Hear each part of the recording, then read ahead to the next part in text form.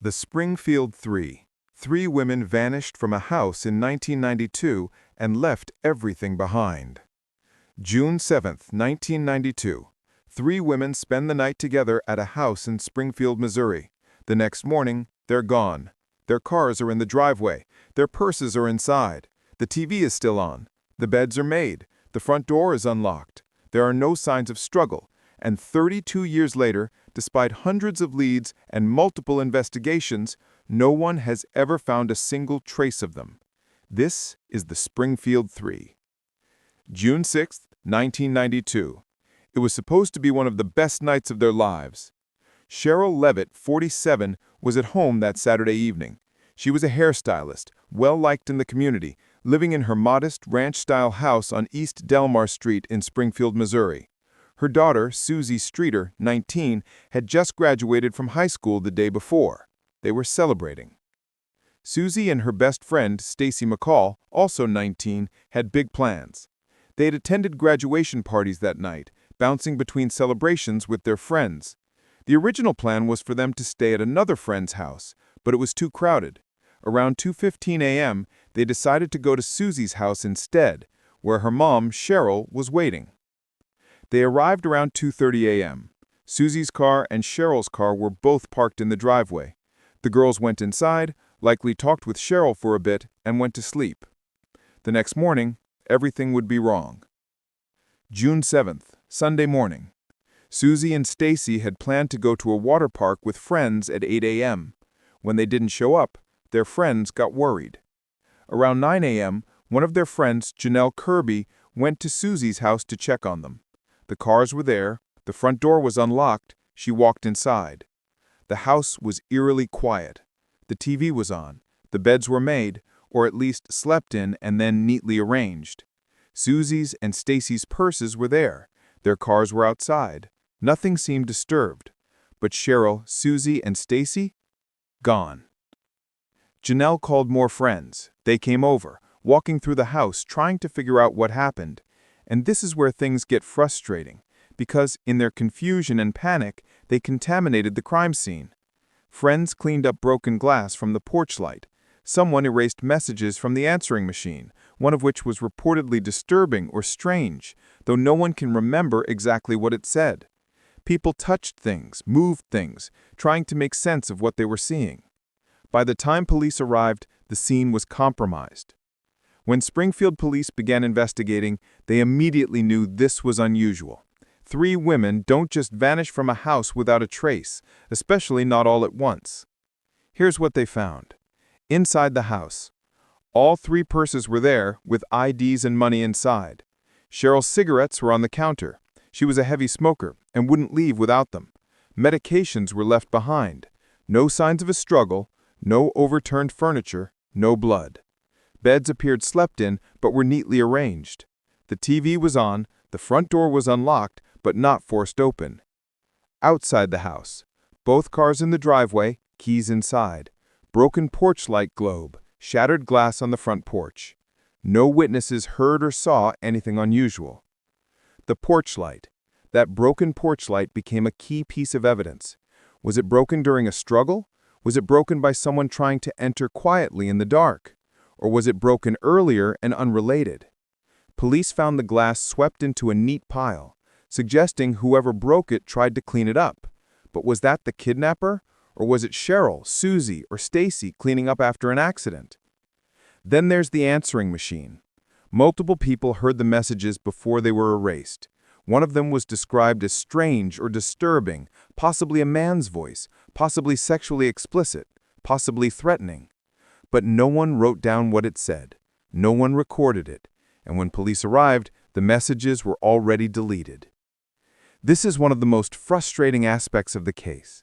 If that message was from the abductor, it could have been the key to solving everything. Instead, it's lost forever. Police interviewed hundreds of people. They searched the area, brought in cadaver dogs, checked nearby properties, drained a lake, searched abandoned wells and caves. Nothing. They investigated potential suspects. Grave robbers. 3 men had recently been arrested for digging up a Civil War-era grave near Springfield. They were known to be volatile and dangerous. Could they have targeted the women?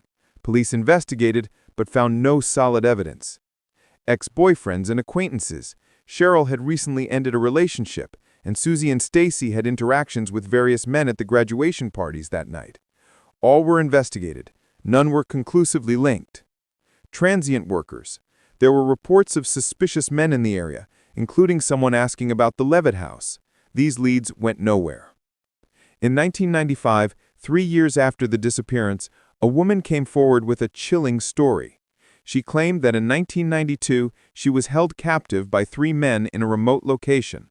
While there, she overheard them discussing the 3 missing women from Springfield and talking about getting rid of bodies. She described the location. Police searched it. They found nothing conclusive. The woman's story was never fully verified. Then there's the most controversial lead of all, the parking garage. In 1992, construction was underway on a hospital parking garage in Springfield, right near where the women disappeared. Years later, a psychic and later a ground-penetrating radar specialist claimed there were anomalies under the concrete consistent with 3 bodies buried there. Police have never dug it up.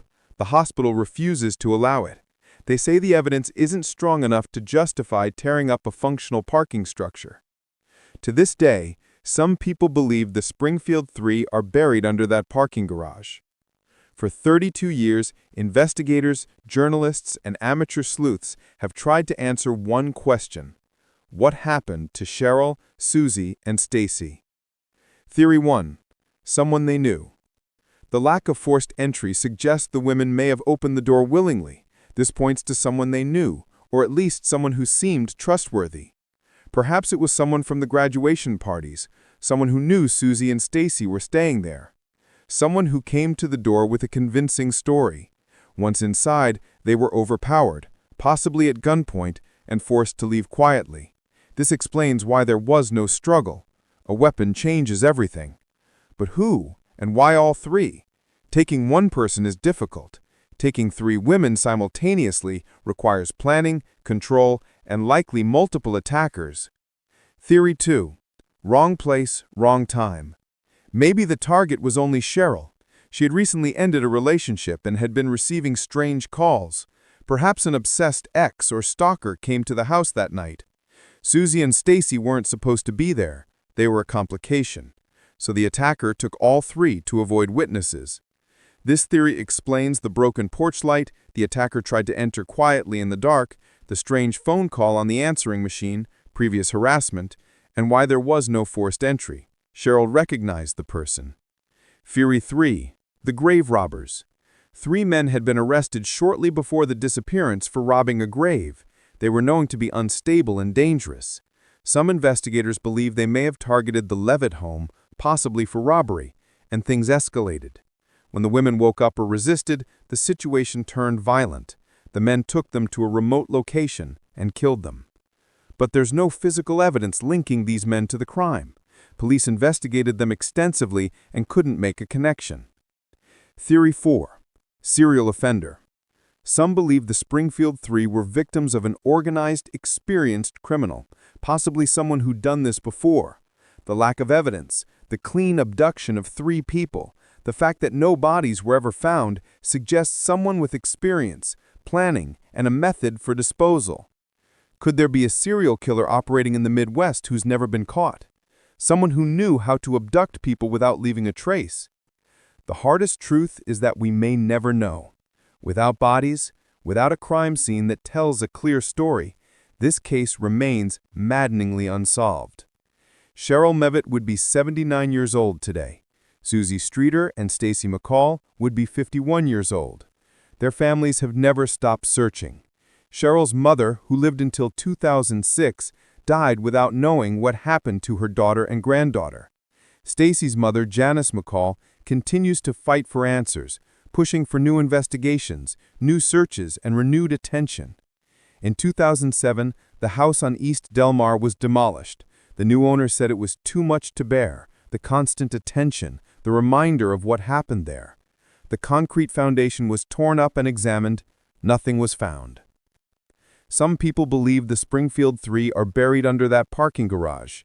Others think they were taken to a remote area, a well, a cave, a hidden grave. Some believe they were taken out of state entirely. What haunts me most about this case is how close we came to answers and how everything slipped away. If those answering machine messages hadn't been erased, if the crime scene hadn't been contaminated, if the parking garage had been excavated, we might know what happened. 3 women vanished from a house in the middle of the night. They left everything, their cars, their purses, their lives. Someone knows what happened. Someone out there knows where they are. Sherrill, Suzie, and Stacy deserve to be found. Their families deserve answers, and whoever took them deserves to be held accountable.